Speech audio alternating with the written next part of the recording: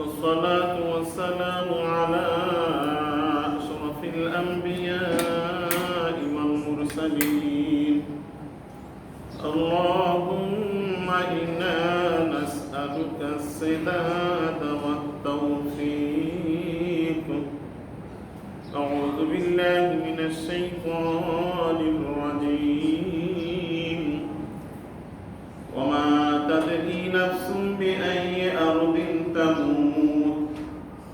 وقال تعالى في شأن حبيبه: إن الله وملائكته يصلون على النبي يا أيها الذين آمنوا صلوا عليه وسلموا تسليما. اللهم صل على محمد وعلى آل محمد كما صليت على إبراهيم وعلى آل إبراهيم إنك حميد مجيد. اللهم بارك على محمد وعلى آل محمد كما باركت على إبراهيم وعلى آل إبراهيم إنك حميد مجيد. সম্মানিত মুসলিম ভাইরা, আমরা আল্লাহর অশেষ মেহেরবানিতে আবারও আল্লাহর হুকুম জুমার নামাজ আদায়ের উদ্দেশ্যে আল্লাহর ঘর মসজিদে উপস্থিত হয়েছি। মহান রব্বুল আলামিন আমাদের প্রতি দয়া করেছেন, আবারও মসজিদে উপস্থিত হওয়ার তৌফিক দিয়েছেন।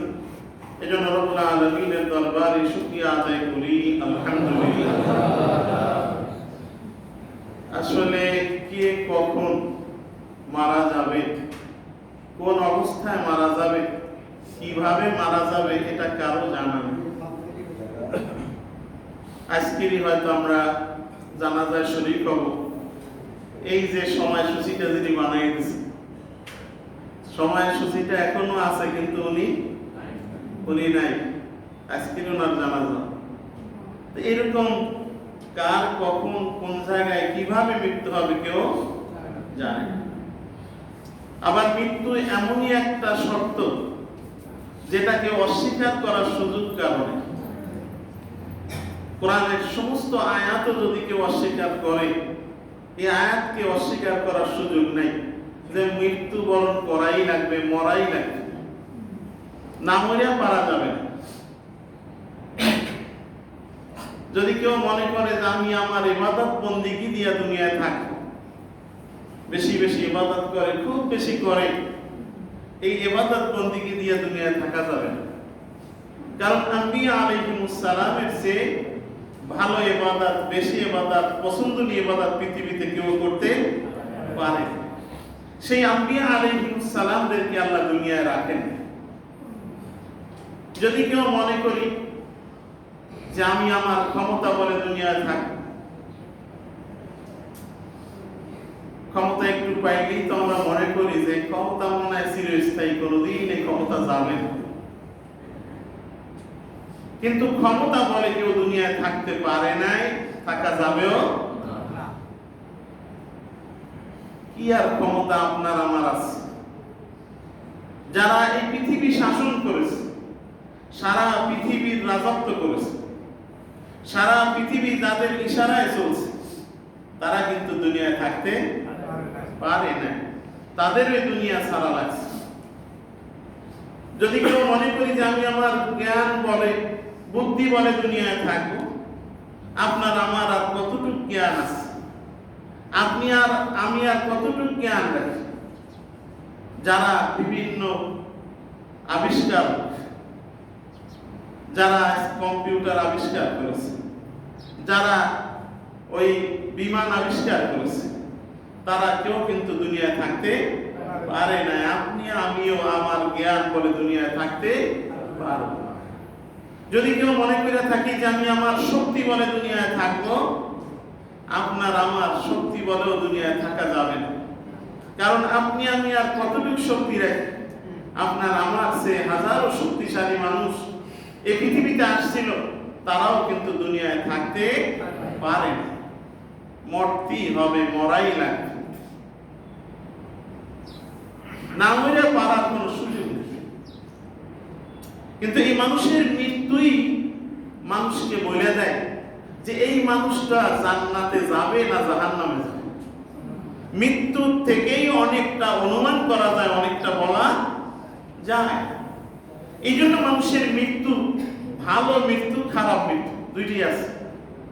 ভালো মৃত্যু আছে, খারাপ মৃত্যুও আছে। তার মৃত্যুর কাইফিয়াত, মৃত্যুর অবস্থা বলে দেয় যে এই লোকটার মৃত্যুটা হয়েছে ভালো, এই লোকটা আল্লাহ চায় তো জান্নাতের দিকেই যাবে।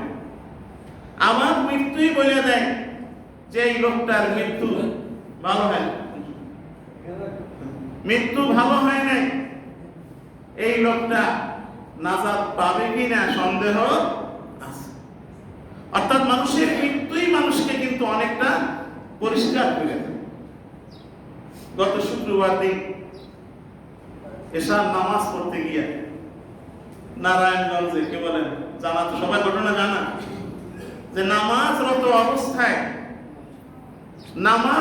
অবস্থায় অনেকে মারা গেছে, অনেকে অসুস্থ হইয়া পরবর্তীতে মারা গেছেন, প্রায় সকলেই মারা গেছেন, মনে হয় 5 জন এখনো আছে, তাও মুমূর্ষু।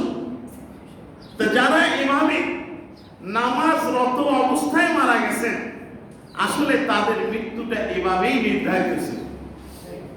কারণ আল্লাহ তাআলা মানুষের হায়াত নির্ধারণ করার আগে মৃত্যু আগে নির্ধারণ করেছে।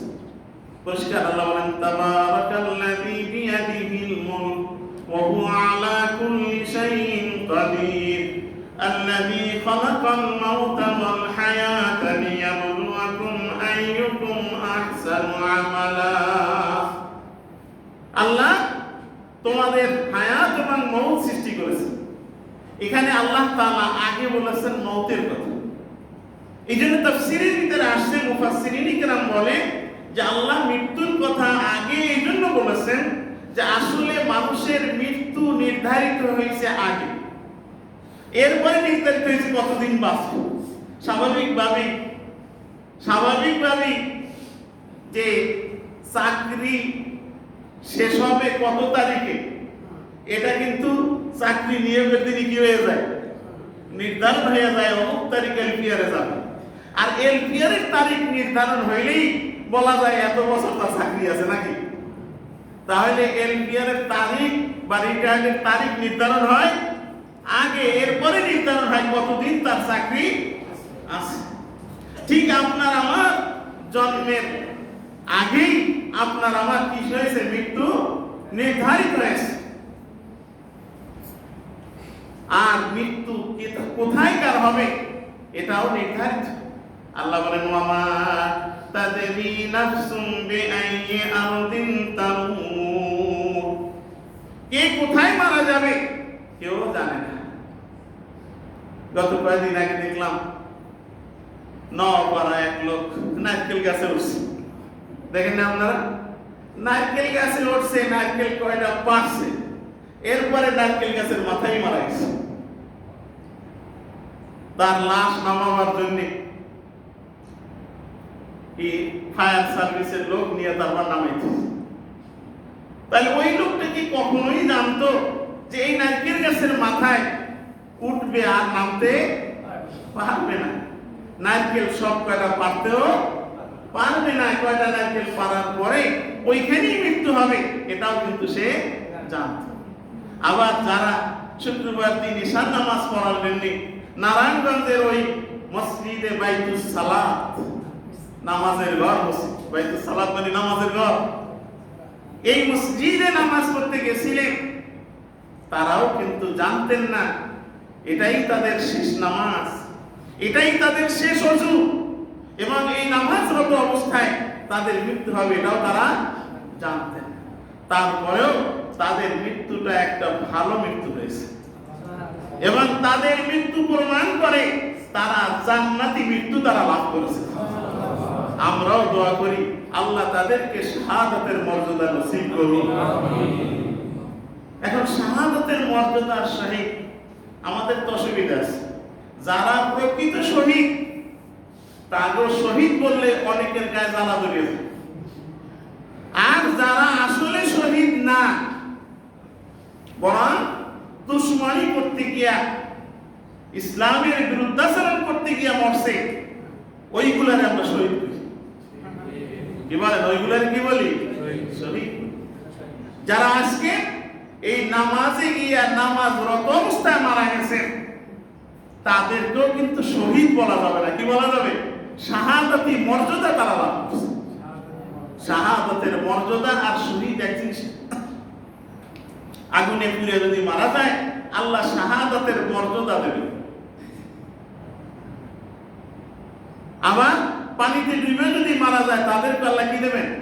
শাহাদাতের মর্যাদা দেবেন। মহামারীতে মারা গেলে তাদেরকে কি করবেন? শাহাদাতের মর্যাদা। আর একজন জিহাদের ময়দানে আল্লাহর দ্বীন প্রতিষ্ঠার জন্য, কোরআন প্রতিষ্ঠার জন্য গেছে, আর এই কোরআন বিরোধীরা, আল্লাহ বিরোধীরা তারা হত্যা করছে। এই দুইজন সমান। ও লোক শহীদ, ওনার জন্য হুকুম হচ্ছে ওনার গোসলও লাগবে না, কাফনের কাফনও লাগবে না। যে পোশাক, ওই রক্ত মাখা পোশাকে তারা কি করতে হবে? জানাজাও দিতে হবে, দাফনও করতে হবে। রক্ত মাখা ওই কাপড় নিয়ে কিয়ামতের ময়দানে আল্লাহর সামনে উঠবে। কিন্তু যারা শাহাদাতের মর্যাদা পাবে, শাহাদাতের মর্যাদা পাবে, কিন্তু তাদের গোসলও দেওয়া লাগবে, জানাজাও দেওয়া লাগবে, কাফনও। এই জন্য শাহাদাতের মর্যাদা আর শহীদ পার্থক্য। আল্লাহ তাআলা এদেরকে শাহাদাতের মর্যাদা দিবে, এই ঘোষণা আল্লাহ দিয়েছেন, আল্লাহ রাসূলও দিয়েছেন। এখন এই ভালো মৃত্যু কোনটা কোনটা ভালো মৃত্যু আমরা তো হয়তো জানিও যে কোন মৃত্যুটা ভালো, যে মৃত্যুটা প্রমাণ করে এ লোকটা জান্নাতের দিকে আগাইয়া যাচ্ছে। এর একটা হলো এই নামাজ রত অবস্থায় মৃত্যু। মাঝে দেখলাম যে নামাজ, ইমাম সাহেব নামাজ পড়াচ্ছে, কেরাত করতে করতে রুকু দিতে যাই কি করেছে? পড়ে মারা গেছে। তাহলে এই মৃত্যুটা কি? ভালো মৃত্যু, জান্নাতি মৃত্যু। আর এখানে তো সব প্রয়োজনই, একেবারে নামাজের কিরাত চলতেছে সেই অবস্থা। এর ভিতরে দেখলাম যে একটা ছেলে নাম সুজন, যে যখন অসুস্থ হয়েছে মায়ের কাছে আর একজনে মোবাইল করতেছে, জিজ্ঞাসা করছে তোমার মোবাইল নাম্বার? বলে আমার মোবাইলে লাস্ট যে কলটা আছে সেটা আমার মায়ের সাথে আছে, ওইটাই কল দেন। এতটুকুই বলতে পারছে। মার এই কল দিতে গেছে বলে মায়ের জানাইয়েন না, আমার মা তাহলে সহ্য করতে পারবে না। তখন তার বোন রে কল দিছে, আর ওই লোকটা সে বলতেছে যে প্রত্যক্ষদর্শী যে আল্লাহ আল্লাহ আল্লাহ ডাকতে ডাকতেই সে মৃত্যুবরণ করেছে। তাহলে মৃত্যু ভালো মৃত্যু না খারাপ মৃত্যু? ভালো মৃত্যু। এমনি ভাবে নামাজরত অবস্থায় যেই মারা যায় তার মৃত্যুটা ভালো মৃত্যু, তার মৃত্যুটা জান্নাতি মৃত্যু। সবাই এই মৃত্যু আল্লাহ দেয় না। কে বলেন? সবাই কপালে এই মৃত্যু জোটে না। এটা আল্লাহ একেবারে যাদেরকে পছন্দ করেন তাদেরকেই মৃত্যু দান। এরপরে ভালো মৃত্যু হলো হজের সফরের মৃত্যু। গত 15 সালে কিছু হাজি, আমাদের খুলনারও হাজি মারা গেছে। খুলনারও হাজি মারা গেছেন, ইহরামের কাপড় পরা। এই সোনাডাঙ্গা একজন মসজিদের ইমাম মাওলানা শহীদুল ইসলাম সাহেব, উনিও সেই অবস্থায় মারা গেছে। বয়রার মাওলানা মাহবুব সাহেব, উনিও ওই ইহরামের কাপড় পরা অবস্থায় মারা গেছেন। এমনকি মাওলানা মাহবুব সাহেব উনি যে মারা গেছেন সেটা নিশ্চিত হয়েছে অনেকদিন পরে। কারণ ওনাকে যখন অসুস্থ জিজ্ঞাসা করছে নাম কি, উনি বলছেন মাহবুবুর রহমান, ওরা লেখছে হাবিবুর রহমান। এখন মাহবুব আর হাবিব কোথাও মেলে না। উনি তো মারা গেছেন, ওনার লাশ রেখে দিয়েছে, কিন্তু কেউ নিশ্চিত না যাইল। যাই হোক, পরে খুঁজতে খুঁজতে লাশ দেখে দেখা গেছে যে সেই হাবিবুর রহমানই আসলে মাহবুব। এবং হজের সফরের মৃত্যু সম্পর্কে হাদিসের ভিতরে আসছে যে যারা এইভাবে মারা যাবে কিয়ামত পর্যন্ত যত হজ হবে সব হজের সব তার আমলনামায় দেওয়া হবে। আর যে লোকটা নামাজরত অবস্থায় মারা যাবে কি বলে নামাজ পড়ার সব তার আমলনামায় এইভাবে আবার ভালো মৃত্যু আরেকটা হলো কোরআন তেলাওয়াত করতে করতে মৃত্যু। মাঝে দেখলাম যে তার কোন পালস মেশিনেও পায় না, কম্পিউটারে তার পালস পাচ্ছে না, অথচ সে কোরআন তেলাওয়াত করেই যাচ্ছে, তার মুখে কোরআন তেলাওয়াত আছে।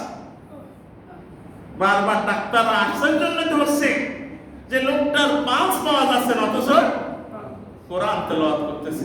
আর কোরআন তেলাওয়াত করতে করতে কি করছে মারা গেছে। ভালো মৃত্যু। এরপরে ভালো মৃত্যু হলো আরেকটা, যারা কলেমা পড়তে পড়তে মারা যায় ঈমানের সাথে মওত হয়। ঈমানের সাথে মওত হওয়া এটা প্রত্যেকটা ঈমানদারির ঈমানের দাবি। কারণ কলেমা পড়তে পড়তে যদি মারা যায় তাহলে ঈমানই মওত হয়েছে, এটাই প্রমাণ। অনেকেই দেখা যায় মৃত্যুর সময় কোনো কথা বলে না, লা ইলাহা ইল্লাল্লাহু মুহাম্মাদুর রাসূলুল্লাহ, পড়তে পড়তেই মারা যায়। আমার আম্মা, আমার মায়ের মৃত্যুর কথা কাছে ছিলেন আমার বড় বোন আর আমার একটা খালাতো বোন। ওই খালাতো বোনটা এখনো বলে আর হামও করে কাঁদে। আমরা কাছে ছিলাম না, আমরা তো দেখি। বলছি কেমনি? যে মৃত্যুর আগে নিজে ওযু করছে, প্রথমে মেসওয়াক করছে, ওযু করছে, এরপরে পরনের কাপড়টা পরিবর্তন করছে নিজে নিজে কইরা, বালিশটা ছিল পশ্চিম দিকে নিয়ে উত্তর দিকে দিছে, শুইয়া লা ইলাহা ইল্লাল্লাহু মুহাম্মাদুর রাসূলুল্লাহ। শেষ কথা এটা কথা না, এগুলা জান্নাতি মৃত্যু। কলেমা পড়তে পড়তে মৃত্যু হওয়ার জন্য এই কলেমার উপরে আমল থাকা লাগবে, নাইলে কলেমা পড়তে পড়তে মারা যাবে না। আমাদের তো আসলে মৃত্যুর আগে দেখবেন যে অনেকেই দেখ আমার দলিলগুলা ওই জায়গায় এটা আছে, অমুক কাছে এটা আছে, কি বলেন, এই বলতে বলতেই মরে যায়, এই করতে করতেই মরে যায়। সারা জীবন ব্যবসা করছে আর মাপতে যাইয়া এক দুই আগে খায় লাভে লাভ, কি বলেন, লাভে লাভে কয় দুই তিন শুরু করে লাভে লাভ, দেন মরার আগে সে কি কয় ওই লাভে লাভ করতে করতে মারা গেছে। যে যেটা করে সেটা করতে করতেই মারা যায়। আপনার আমার জবানে যদি ওই আল্লাহর জিকির জারি থাকে তাহলে আপনার আমার মৃত্যুর আগে ওইটাই জারি হবে নাকি? ভিতরে যদি মধু থাকে বোতল কায়তলি কি পড়বে? মধু পড়বে। আর যদি বিষ থাকে বিষ পড়বে, কেরাসিন থাকলে কেরাসিন পড়বে। এই জন্য আল্লাহ তাআলা পছন্দ করেছেন, আল্লাহ তাআলা পছন্দ করেছেন লিসানুন যাকির, যার জিহ্বায় আল্লাহর জিকির আছে। জিহ্বায় আল্লাহর জিকির সব সময় করতে পারে না, সুবহানাল্লাহ, আলহামদুলিল্লাহ, লা ইলাহা ইল্লাল্লাহ, আল্লাহু আকবার। এই জবানে সব সময় জারি থাকে সম্ভব? এটা অসম্ভব। আমাদের জবানে তো সব সময় জারি থাকে গালিগালাজ, গীবত, কুৎসা, বাজে কথা, এই সব সময় আপনাদের আমার জবানে থাকে। অথচ আল্লাহর এমন এমন বান্দারা আছেন যে যারা জীবনে কথাও বলেন নাই, যে কথা বললে ওটা হিসাব দেবেন কেন আল্লাহর কাছে। কারণ আল্লাহ বলেন মা ইয়ালফিযু মিন কাওলিন ইল্লা লাদাইহি রাকীবুন আতীদ।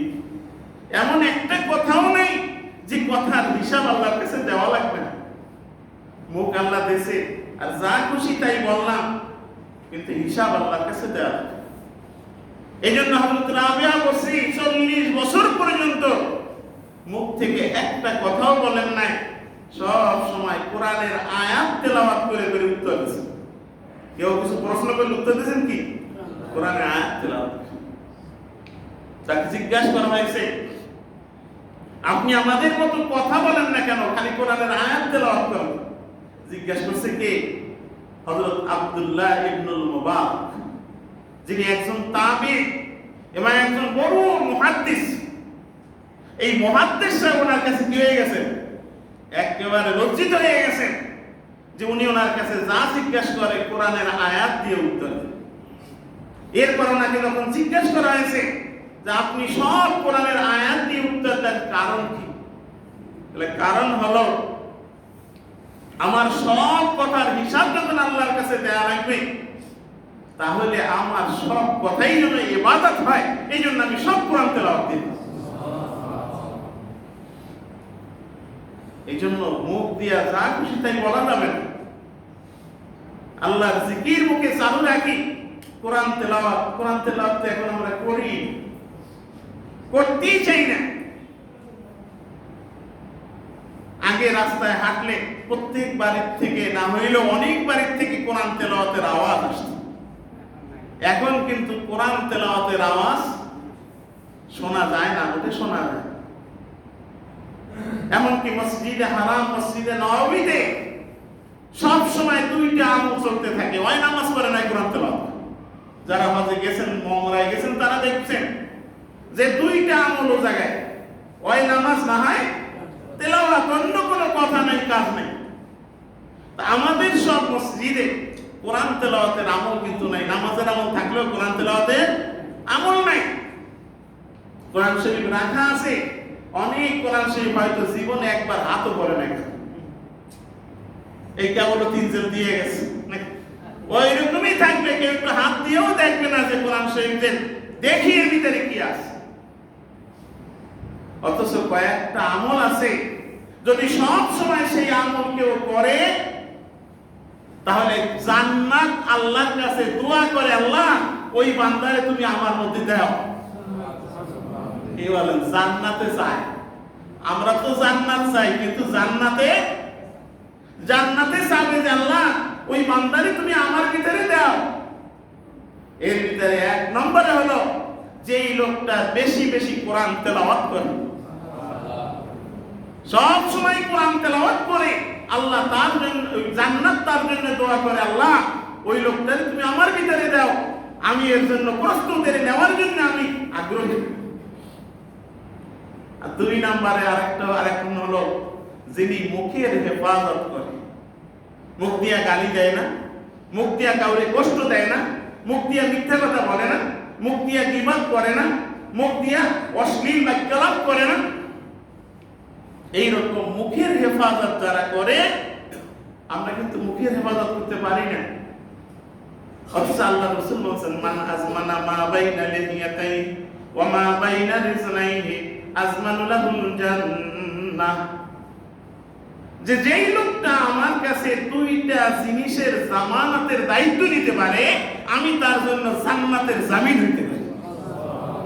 আল্লাহ রাসূল যদি জান্নাতের জামিন হয়, আর কোন সমস্যা আছে? 2টা জিনিসের জামানতদারি নিতে হবে। একটা হলো মুখের হেফাজতের জামানতদারি, মুখ দিয়া মিথ্যা কথা বলা যাবে না, অশ্লীল বাক্যালাপ করা যাবে না, মুখ দিয়া কাউরে কষ্ট দেওয়া যাবে না, মুখ দিয়া গীবত শিকায়ত করা যাবে না, মুখকে আল্লাহর জিকিরে রত রাখবে। তাহলে আল্লাহ রাসূল তার জন্য জান্নাতের জামানতদারি। আর 2 নম্বরে হলো যেই লোকটা লজ্জা স্থানের হেফাজতের দায়িত্ব নেবে। আল্লাহ যেখানে ব্যবহার করা অনুমতি দিয়েছে, সেই জায়গা ছাড়া কোথাও এই লজ্জা স্থান ব্যবহার করবে না। চরিত্রের হেফাজত।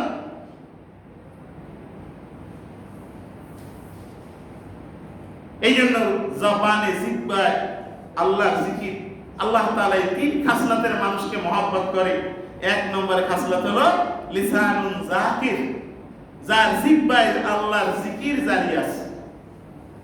সব সময় কথায় কথায় সুবহানাল্লাহ, আলহামদুলিল্লাহ আমরা তো করি, কোন সময় আমাদের ভিতরে নাই। আমি এই কথা আগে পরে অনেকবার বলেছি যে সৌদি আরবের একজন ড্রাইভার ওরা যেটু আমল করে সব না, কারণ আবু জাহেল তো জায়গায় আছে নাকি?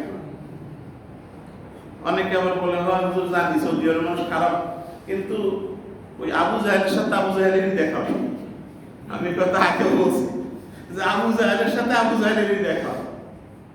আমি এই ঘটনা আগেও একবার বলছিলাম মনে হয়, যে একজনে আমার সাথে মাঝে যাইয়া খালি কয় হুজুর সৌদি আরবের মানুষ খারাপ, এটা খারাপ, ওটা খারাপ, ওটা খারাপ, সারাদিন তার কাছে দেখা হইলেই খারাপ।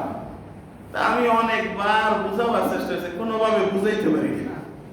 এরপরে একদিন একটা ভালো মতো বুঝতে দিলাম যে আচ্ছা, বাংলাদেশ দিয়ে একটা গরু নিয়ে যায় সাইডে দিলে ও মেশবে কার সাথে? গরু কোথায় আছে খুঁজে খুঁজে বের করবে, কারণ ও তো আর অন্য কারোর সাথে মেশবে। আর বাংলাদেশ থেকে যদি একটা বিড়াল এনে সাইডে দেয়, কোন কার সাথে মেশবে?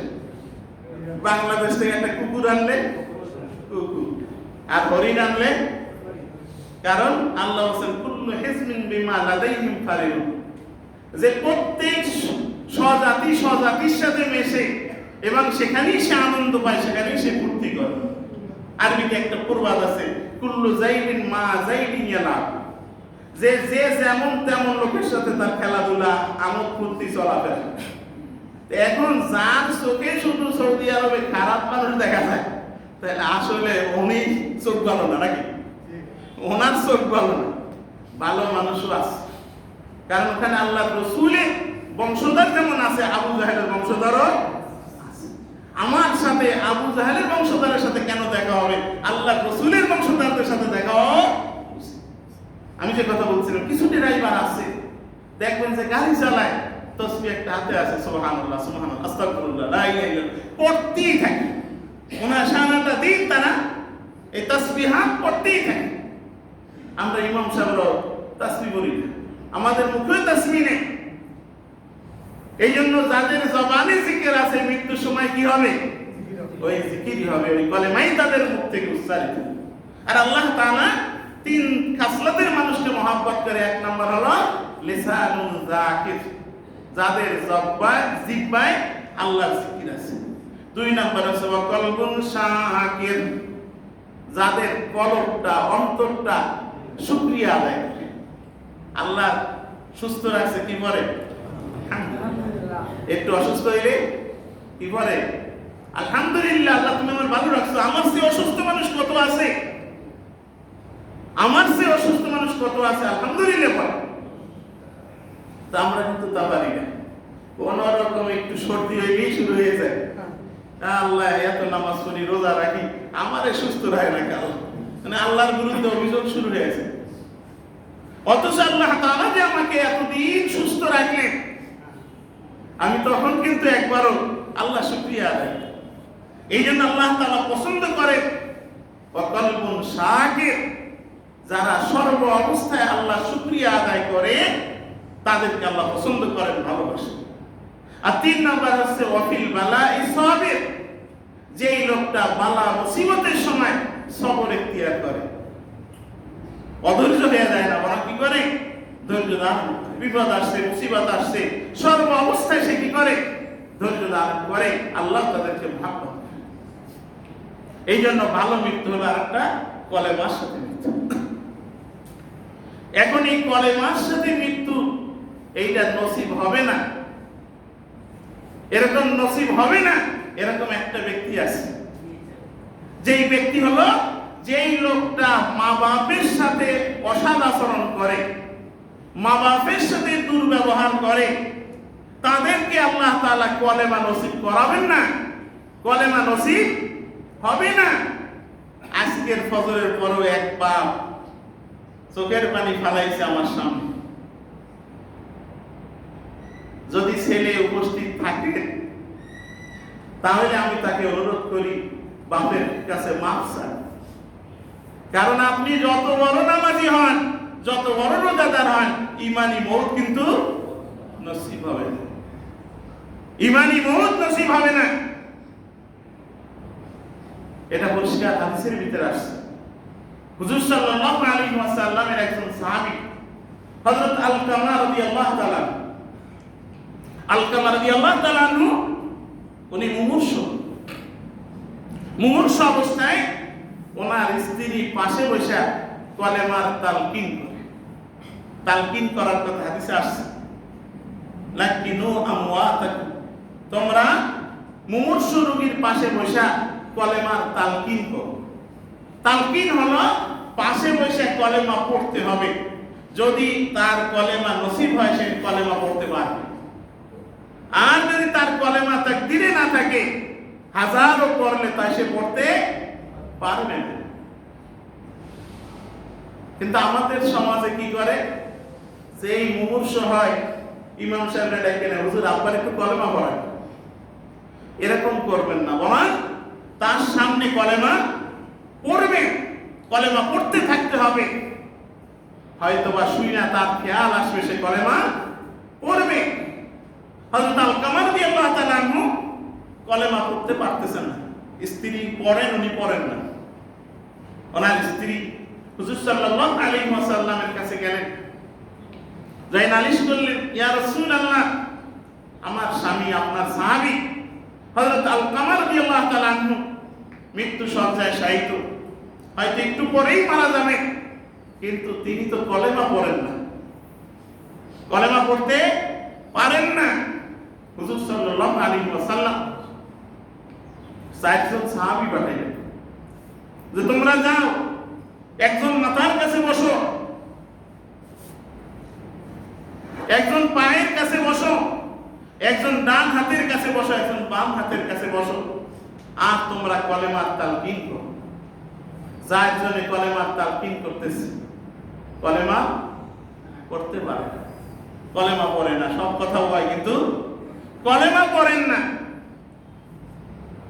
হুজুর সাল্লাল্লাহু আলাইহি ওয়াসাল্লামের কাছে আবার সংবাদ গেছে, ইয়া রাসূলুল্লাহ, আলকামা রাদিয়াল্লাহু তাআলা আনহু তো কলেমা পড়তেছেন না। হুজুর সাল্লাল্লাহু আলাইহি ওয়াসাল্লাম বললেন, আলকামার মা কি বাইসে আছে? বলে হ্যাঁ, মা বাইসে আছে।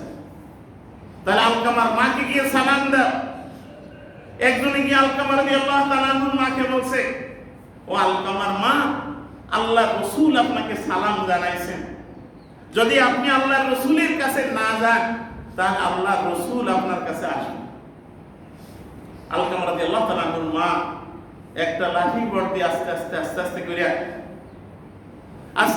করিয়া হুজুরের কাছে আসছে। আসার পরে হুজুর সাল্লাল্লাহু আলাইহি ওয়াসাল্লাম জিজ্ঞাসা করতেছেন, ও আলকামার মা, তোমার আলকামা কেমন? এখন মা বলতেছে, হুজুর আমার আলকামার কথা কি বলবো, যেই দিন থেকে ইসলাম গ্রহণ করেছে একটা সুন্নাত, একটা নফল, একটা মুস্তাহাব কোনো সময় ছাড়েন নাই, একদিন তাহাজ্জুদের নামাজ ছাড়ে নাই। হুজুর সাল্লাল্লাহু আলাইহি ওয়াসাল্লাম বললেন যে নামাজ কেমন পড়ছে, রোজা কেমন রাখছে, এইটা তোমার কাছে শুনতে চাই না, তুমি বলো তোমার সাথে তার আচরণ কেমন ছিল। আলকামা রাদিয়াল্লাহু তাআলা মা বলে যে আচরণ খারাপ ছিল না, কিন্তু একদিনের ব্যাপারে আমার মনে কষ্ট আছে, একদিনের ব্যাপারে মনে কষ্ট আছে। বলে ব্যাপারটা কি?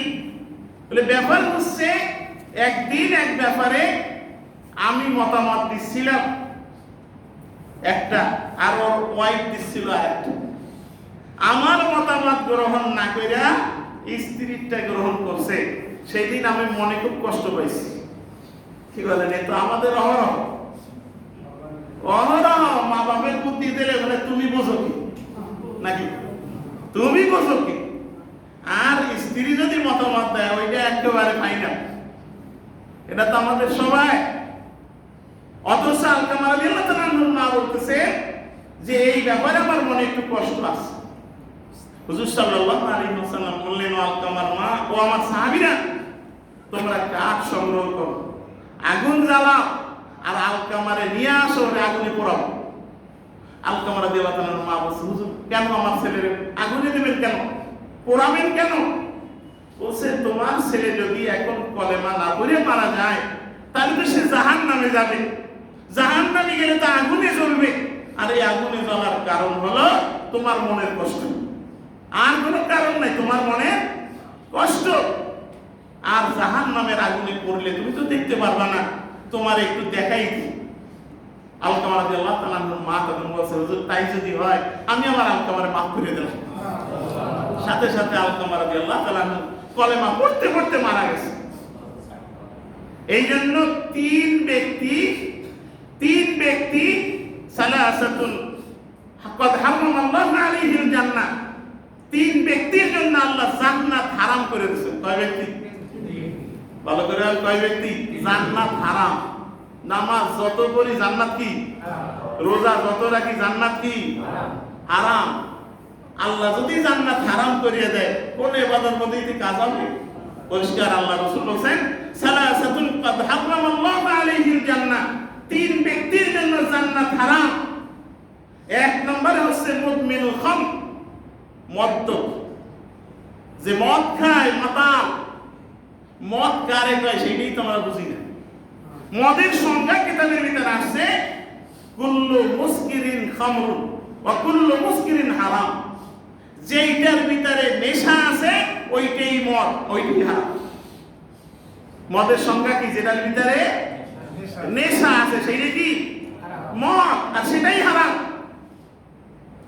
এখন এই মদখোর যারা, এরা যদি নামাজ পড়ে, এরা যদি রোজা রাখে, এরা যদি হজ করে, আর ওই মদ্যপ অবস্থায় মারা যায়, মদ খাওয়ার স্বভাব নিয়ে মারা যায়, তাহলে সে লোকের জন্য জান্নাত কি? হারাম। অনেক যুবকরা ইদানিং মাদকাসক্ত হচ্ছে। অনেক বাপ খোঁজ রাখি না ছেলে কোন জায়গায় যায়, কার সাথে মেশে, কি খায়। আর এখন তো কত কিছু নাম হয়েছে নাকি। এখন মদ আর খায় না, কি কি নাম কয়? আপনারা বলেন বাবা, ডাইন নাকি আরো কত কিছু না, বিভিন্ন নামে, যে নামে খায়, যেটার ভিতরে মাতলামি আছে, নেশা আছে, সেইটাই মদ। কারো যদি গুড় লাগাইলে নেশা হয়, ওইটা তার জন্য হারাম, কারণ ওইটা তার জন্য কি? মদ। কারো যদি এমন হয় জর্দা না খাইলে মাথা ঘোরে, তার জন্য ওইটা কি? ওইটা তখন তার জন্য নেশা, ওইটা তার জন্য নিষিদ্ধ। যার কেউ যদি এমন হয় তামাক না খাইলেই নয়, মাথা ঠিক থাকে না, তাহলে ওইটা তার জন্য কি? হারাম। ভালো করে এগুলো মনে রাখতে হবে। তাহলে এক নম্বরে জান্নাত হারাম হলো মদখোরের জন্য জান্নাত হারাম। দুই নম্বরে হচ্ছে ওয়াল আক, মা বাবার অবাধ্য সন্তান, মা বাবার সাথে দুর্ব্যবহারকারী সন্তান, মা বাবার মনে কষ্ট দেওয়া সন্তান।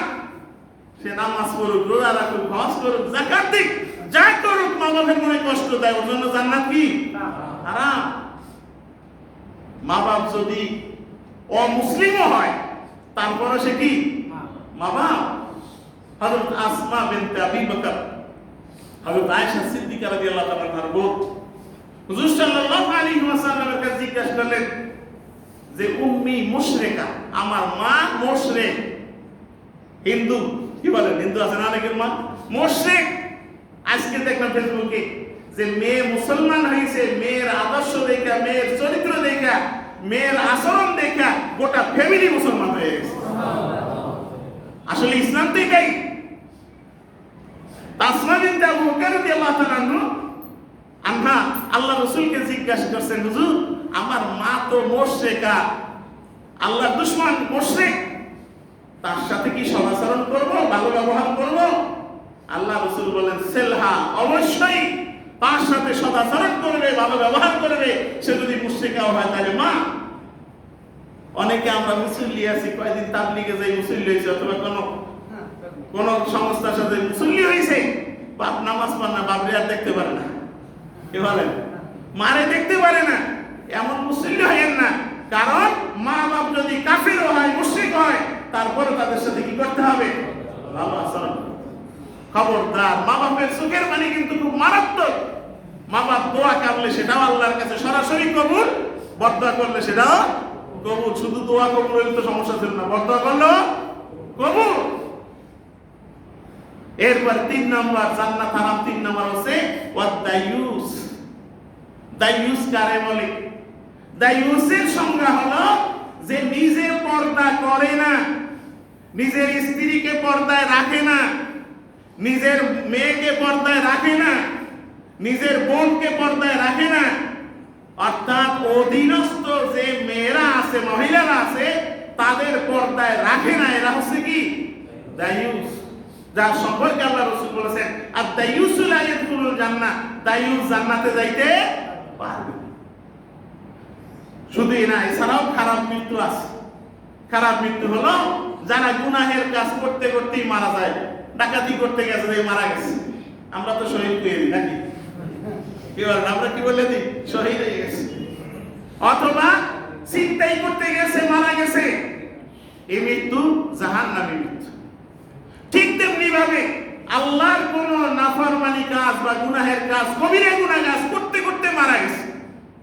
নাফরমানি হচ্ছে যে আল্লাহর দ্বীনের সব সময় বিরোধিতা করে, অথবা আল্লাহ বিরোধী কোন মতবাদকে প্রতিষ্ঠা করার জন্য চেষ্টা করতে করতে মারা যায়, তাহলে তার মৃত্যু ভালো মৃত্যু না খারাপ মৃত্যু? নামাজ যতই পড়ে মৃত্যু কিন্তু ভালো মৃত্যু না। আর ভালো মৃত্যু কি সেগুলো বলেছি, আল্লাহ তাআলা আমাদেরকে সেই ভালো মৃত্যু নসিব করুন, কি বলে? আর ওই খারাপ মৃত্যুর থেকে আল্লাহ হেফাজত করুন। যারা ওই মসজিদে নামাজরত অবস্থায় মারা গেছেন, আল্লাহ তাদের সকলকে শাহাদাতের মর্যাদা নসিব করুন। এবং তাদের আত্মীয় স্বজন যারা আছে, স্বামী মারা গেছে, ছেলে মারা গেছে, একজনের কেমন তার পরিবার দেখুন কি অবস্থায়, তাদেরকে ধৈর্য ধারণ করার তৌফিক আল্লাহ দান করুন এবং তাদেরকে আল্লাহ তার বিশেষ সাহায্যের মাধ্যমে তাদেরকে হেফাজত করুন, কি বলেন? আল্লাহ তাআলা আমাদের সকলকে আজকের আলোচনার উপরে আমল করার তৌফিক দান করুন। যারা সুন্নাত করি না সুন্নাত করি। আসসালামু আলাইকুম ওয়া রাহমাতুল্লাহ।